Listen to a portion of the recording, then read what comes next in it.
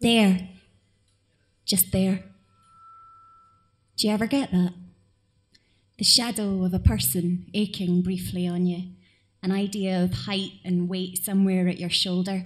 Not the person themselves, like they're long gone, just the ghost of their physical presence there for a second, where they used to be.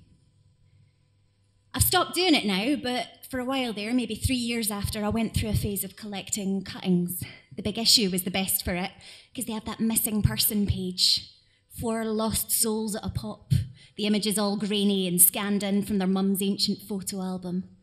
They're maybe red-eyed from the flash and smiling. There's sometimes a Christmas tree in the background. The boys with too much hair gel and a pressed check shirt.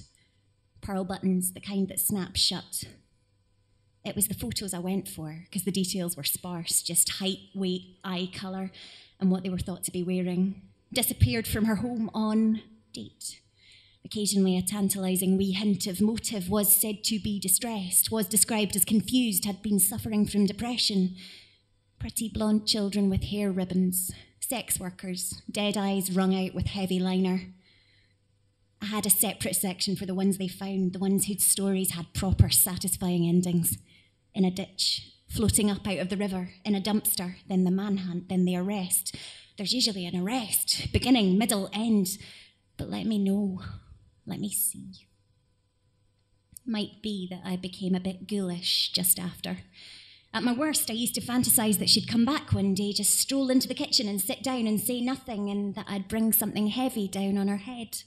A shovel, a frying pan, maybe. I remember thinking that there would be an end to it then, and I'd know. Like I say, I've stopped doing it now. Thank you.